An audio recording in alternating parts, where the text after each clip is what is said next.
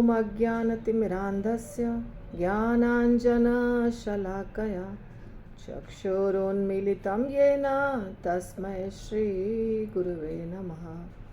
श्रीचैतन्यमनोभीष्टं स्थापितं येन भूतले स्वयं रूपः कदा मह्यं ददाति स्वपदान्तिकं। वन्देऽहं श्रीगुरो श्रीयुतपदकमलं श्रीगुरून् वैष्णवांश्च। श्रीरूपं साग्रजातं सहगण रघुनाथान्वितं तं सजीवं साद्वैतं सावधूतं परिजनसहितं कृष्णचैतन्यदेवं श्रीराधा कृष्णपादान् सहगणा ललिता श्रीविशाखान्वितांश्च। जय श्री कृष्ण चैतन्य प्रभु नित्यानंद श्री अद्वैत गदाधर शिवासादि गौर भक्तवृंद। हरे कृष्णा कृष्ण कृष्ण हरे हरे, हरे राम राम राम हरे हरे। चैतन्य चरितामृत आदि लीला चौथा अध्याय 67वां नंबर श्लोक। 67 यानी 67। कृष्णे भगवत्ता ज्ञान संवितेरसार ब्रह्म ज्ञान आदि का सबतार परिवार। यही छोड़ा था ना। श्रील प्रभुपाद के द्वारा प्रपोट। श्रील प्रभुपाद की जय। इसका हमने थोड़ा हिस्सा कर लिया था। संवित शक्ति का सार यह ज्ञान है कि श्री कृष्ण भगवान हैं। अन्य सारे ज्ञान तथा यथा ब्रह्म ज्ञान इसके अवयव हैं। तात्पर्य हमने देखा था 3-4 लाइन। अब देखते हैं। जीव के ज्ञान के 3 विभाग हैं। प्रत्यक्ष ज्ञान, अप्रत्यक्ष ज्ञान और विकृत ज्ञान। ठीक है। तो ये सब जो तत्व ज्ञान है ये थोड़ा डिफिकल्ट लगेगा, ये कथा नहीं है। तो प्लीज़ आप लोग सब सुनिए, सुनते जाइए, कथा बाद में आएगी। और ये इस चीज़ से बहुत समझ में आता है हमें कि चीज़ें कैसे, सृष्टि कैसे होती है, माया कैसे होता है, फंसते कैसे हैं, मृत्यु क्यों होती है, ये सब बहुत सारी चीज़ें, ये तत्व ज्ञान है। इसीलिए तो ज्ञान भी 3 प्रकार के होते हैं। प्रत्यक्ष, अप्रत्यक्ष और विकृत। आँख कान नाक हाथ जैसी भौतिक इंद्रियों से जो इंद्रिय अनुभूति होती है वह निश्चित ही विकृत होती है। विकृत का मतलब हुआ ओरिजिनल नहीं। विकृत का मतलब हुआ सही ज्ञान नहीं हो रहा है। विकृत मतलब क्या होता है? विकृत मतलब कुरूप, टेढ़ा मेढ़ा, सही नहीं, विकृत।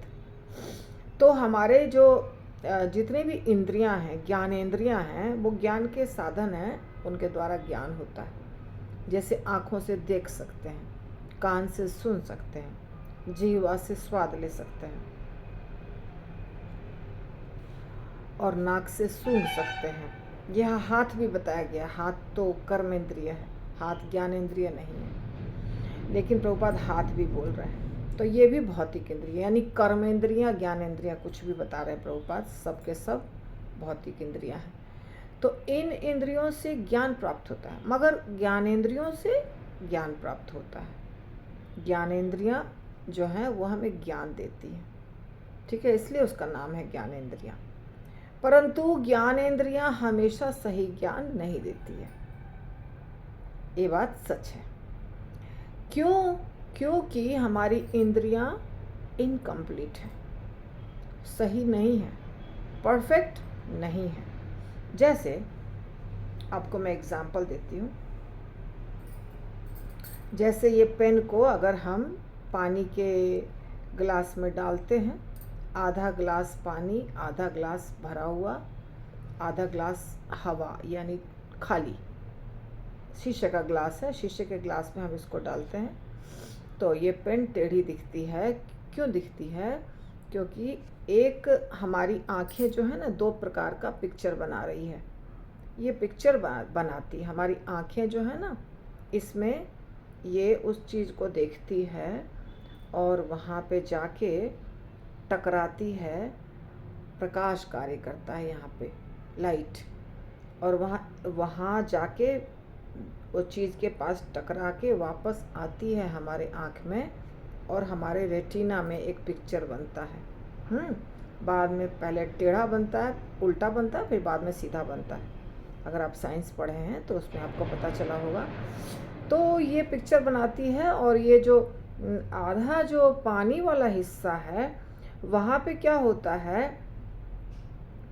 कि लाइट का जो रेज है वो पानी के माध्यम से जाके हमारे पास आता है, और पानी एक अलग माध्यम है और हवा एक अलग माध्यम है।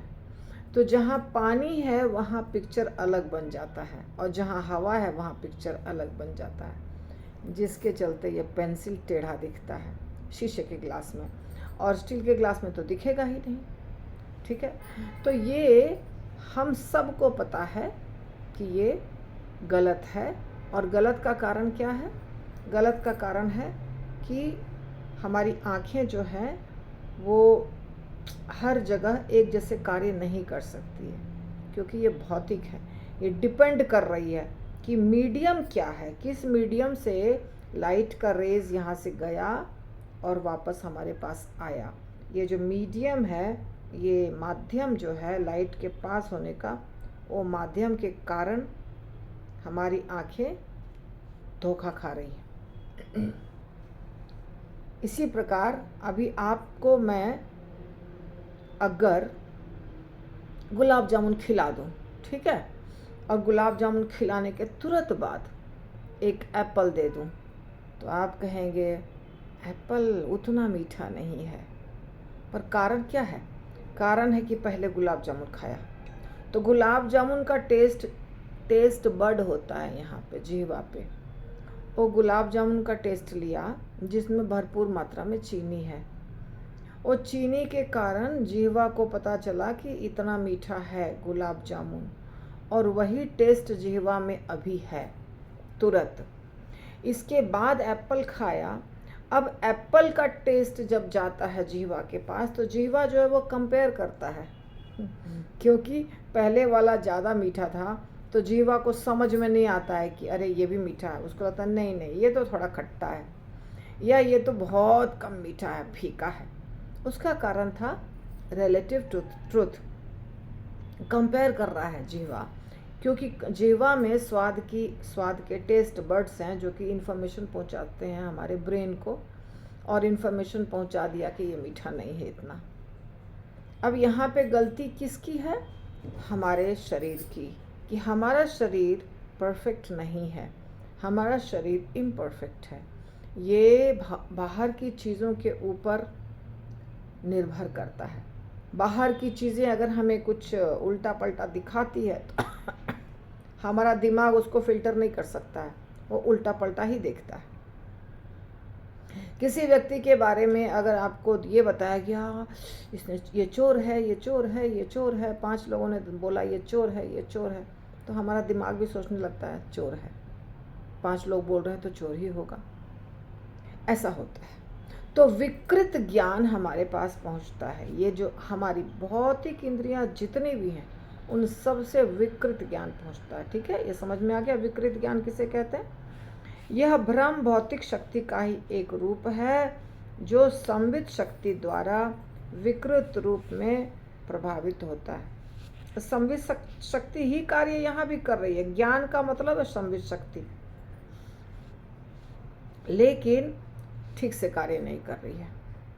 भौतिक जगत में, भौतिक स्थान पर भगवान की ही शक्ति है, पर कार्य ठीक से नहीं कर रही है, इसीलिए विकृत, उसका रिजल्ट विकृत हो रहा है। इंद्रिय अनुभूति की पहुंच से परे किसी वस्तु का निषेध ज्ञान अप्रत्यक्ष का ज्ञान है, जो सर्वथा अपूर्ण नहीं होता। किंतु निर्विशेष आध्यात्मिक अनुभूति एवं अद्वैतवाद के रूप में आंशिक ज्ञान उत्पन्न करता है। अब ये तो बहुत ही हाई चला गया। इंद्रिय अनुभूति के पहुंच से परे। अब ये सारी चीजें हैं जो दिखती हैं हमें, हम छू सकते हैं, हम देख सकते हैं, हम सुन सकते हैं, इसको कहते हैं इंद्रिय। इंद्रिय अनुभूति यानी इंद्रियों के द्वारा अनुभूति। इंद्रियों के द्वारा हम अनुभव कर पा रहे हैं जिन चीज़ों को, जैसे स्वाद ले रहे हैं, सुनाई दे रहा है, दिखाई दे रहा है, स्मेल आ रहा है, ये सब इंद्रियों के द्वारा हमको हो रहा है अनुभव। लेकिन कुछ चीज़ें हैं जो इंद्रियों के द्वारा अनुभव नहीं हो सकता, हो नहीं सकता। जैसे क्या हमको आत्मा दिखाई देता है? नहीं। क्या हमको भगवान दिखाई देते हैं? नहीं। ऐसी अनेकों चीज़ें हैं जो हमारी इंद्रियों के द्वारा देखना संभव नहीं है। यहाँ तक कि मन दिखाई देता है? नहीं। बुद्धि दिखाई देता है? नहीं। ये सारी चीज़ें इन 5 ज्ञानेंद्रियों से दिखाई देने वाली चीज़ नहीं है। ये इंद्रियों के परे एक अलग अनुभव है। तो इंद्रिय अनुभूति के पहुंच से परे किसी वस्तु का निषेध ज्ञान। निषेध ज्ञान का मतलब है नेगेटिव, वो चीज़ नहीं है। निषेध ज्ञान मतलब वो चीज़ नहीं है। इसको कहते हैं अप्रत्यक्ष ज्ञान। अप्रत्यक्ष, प्रत्यक्ष का मतलब होता है डायरेक्टली, जो आपको डायरेक्टली प्राप्त हो रहा है उसको कहते हैं प्रत्यक्ष, और जो डायरेक्टली प्राप्त नहीं होता उसको कहते हैं अप्रत्यक्ष। तो डायरेक्टली जब किसी वस्तु का निषेध ज्ञान यानी कि वो चीज़ नहीं है और इंद्रिय अनुभूति से परे, पहुँच के परे किसी वस्तु का निषेध ज्ञान कहलाता है अप्रत्यक्ष ज्ञान, जो सर्वथा अपूर्ण नहीं होता किंतु निर्विशेष आध्यात्मिक अनुभूति एवं अद्वैतवाद के रूप में आंशिक ज्ञान उत्पन्न करता है। अब ये जो लोग होते हैं जो कहते हैं कि भगवान नहीं है, भगवान का रूप नहीं होता है, भगवान का कोई अस्तित्व नहीं होता है, आकार नहीं होता है, धाम नहीं होता है, ये सब क्या है? नहीं नहीं नहीं नहीं नहीं। उन्हें अनुभव नहीं हो रहा है इसलिए वो नहीं बोल रहे हैं। अनुभव हो ही नहीं रहा है तो क्या बोल रहे हैं? है ही नहीं, ये चीज है ही नहीं। निषेधात्मक, निषेध, नेगेटिव। तो जो नेगेटिव होता है, नेगेटिव ज्ञान हो गया है, और वो नेगेटिव ज्ञान वाले लोग ही हैं ये निर्विशेष आध्यात्मिक अद्वैतवाद आंशिक ज्ञान उत्पन्न करता है। क्या लिखा है? अद्वैतवाद के रूप में आंशिक ज्ञान उत्पन्न करता, मतलब थोड़ा सा ज्ञान उत्पन्न किया है, परंतु कैसा ज्ञान उत्पन्न हुआ है कि ये चीज़ नहीं है। इसके लिए वो बहुत दिमाग लगाते हैं और दिमाग लगा के रिसर्च करके पता करते हैं कि ये चीज़ सत्य नहीं है, और ये आंशिक ज्ञान उत्पन्न, ऐसा आंशिक ज्ञान इसको कहते हैं। किंतु जब ज्ञान का संवित अंश उसी अंतरंगा शक्ति की हलादिनी शक्ति से प्रकाशित होता है तो मनुष्य को भगवत ज्ञान प्राप्त होता है। तो ये लोगों को ज्ञान कौन सा प्राप्त हुआ कि भगवान नहीं है, ठीक है। इसको कहते हैं अप्रत्यक्ष ज्ञान, और इसको कहते हैं आंशिक ज्ञान। आंशिक मतलब अंश प्राप्त हुआ है ज्ञान का, ज्ञान प्राप्त हुआ है मगर अंश हुआ है, पूर्ण ज्ञान नहीं हुआ। और ये भी कह रहे हैं सर्वथा अपूर्ण नहीं होता, 100% गलत नहीं है वो, परंतु कुछ गलत है कुछ सही है, इसीलिए उसको कह रहे हैं आंशिक। आंशिक का मतलब कुछ गलत है, कुछ सही है। कुछ ज्ञान तो प्राप्त है, जैसे ब्रह्म ज्योति का ज्ञान प्राप्त हो गया, आत्मा का ज्ञान प्राप्त हो गया, ऐसे कुछ ज्ञान प्राप्त हो जाता है, परंतु पूर्ण रूप से सत्य ज्ञान प्राप्त नहीं होता। लेकिन जब, अब ये क्यों हुआ ऐसा? क्योंकि इंद्रियों से परे की चीज़ वो खोजने की कोशिश कर रहे हैं, इंद्रियों से परे। मगर इंद्रियों से परे हम इसलिए नहीं ढूंढ पाते हैं क्योंकि जो चीज़ें हैं इंद्रियों से परे की, उसको इंद्रियों के द्वारा हम प्राप्त नहीं कर सकते, इसीलिए ज्ञान अधूरा प्राप्त होगा, आंशिक प्राप्त होगा। अब भक्त लोगों का कैसा है कि भक्त लोग जब ज्ञान को प्राप्त करते हैं, जो इंद्रियों से परे का ज्ञान है, आत्मा का, परमात्मा का, भगवान का, तब भगवान की संवित शक्ति उसको मदद करती है भक्तों को। तो भगवान, अब ये जो निर्विशेषवादी हैं वो भी कोशिश कर रहे हैं उसी ज्ञान को प्राप्त करने की, भक्ति के बिना, अपने बल पर, इसीलिए उनको निषेधात्मक ज्ञान प्राप्त हुआ है और आंशिक ज्ञान प्राप्त हुआ है। परंतु भक्त भगवान पर निर्भर रह करके और भगवान से प्रार्थना करके भगवान को जानने की कोशिश कर रहा है, और जानने की भी कोशिश नहीं, आपकी सेवा में कर सकूं, मुझे शक्ति दीजिए, ऐसे। तब भगवान की संवित शक्ति उसको हेल्प करती है, हलादिनी शक्ति भी हेल्प करती है मनुष्य को, और तब मनुष्य को भगवत ज्ञान प्राप्त होता है। तो दोनों तो मनुष्य ही हैं। एक मनुष्य को भगवत ज्ञान प्राप्त हुआ क्योंकि संवित शक्ति ने मदद किया। ज्ञान का संवित अंश हलादिनी शक्ति से प्रकाशित होता है। हलादिनी शक्ति यानी आनंद वाली शक्ति, तब जाके मनुष्य को भगवत ज्ञान होता है। संवित शक्ति को उसी अवस्था में बनाए रखना चाहिए। भौतिक ज्ञान तथा अप्रत्यक्ष ज्ञान संवित शक्ति के गौण उत्पाद हैं। तो संवित शक्ति से ही भौतिक ज्ञान भी प्राप्त होता है, क्योंकि आध्यात्मिक जगत की शक्ति ही सारा कार्य करती है। ऐसा नहीं है कि आध्यात्मिक जगत के हेल्प के बिना कुछ भी हो जाएगा भौतिक दुनिया में। आध्यात्मिक जगत की शक्ति ही यहाँ भी कार्य करती है। पहले भी बताया जा चुका है कि आध्यात्मिक जगत की तीनों शक्तियाँ यहाँ की तीनों शक्तियों को हेल्प करती हैं।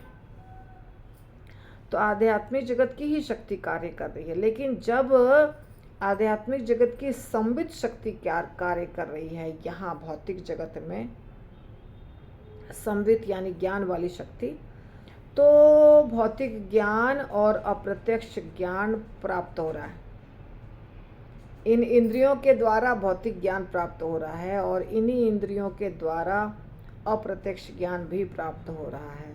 अप्रत्यक्ष ज्ञान जो निर्विशेषवादियों को प्राप्त हुआ। लेकिन जब वही संवित शक्ति को हलादिनी शक्ति हेल्प करती है, तब उसे भगवत ज्ञान प्राप्त होता है। और जब हलादिनी शक्ति हेल्प नहीं करती है तो अप्रत्यक्ष ज्ञान और भौतिक ज्ञान प्राप्त होता है। अब ये बहुत डिफ़िकल्ट टॉपिक था, मुझे नहीं पता कितना % समझ में आया, लेकिन यही सारी चीज़ें हैं। हलादिनी शक्ति के मदद के द्वारा ही व्यक्ति को भगवान का ज्ञान प्राप्त होता है। अगर हलादिनी शक्ति ने मदद नहीं किया तो ज्ञान फिर वही निर्विशेषवादी, शून्यवादी हो जाएगा। यानी कि राधा रानी के मदद के बिना कृष्ण को कोई नहीं समझ सकता। हलादिनी शक्ति राधा रानी है, तो जब राधा रानी मदद करेंगी तभी व्यक्ति कृष्ण को समझ सकेगा। अदरवाइज कृष्ण को समझना बहुत कठिन है। बहुत कठिन नहीं, असंभव। बहुत कठिन का क्या मीनिंग है? असंभव। तो नेक्स्ट श्लोक का कल करेंगे। हरे कृष्णा।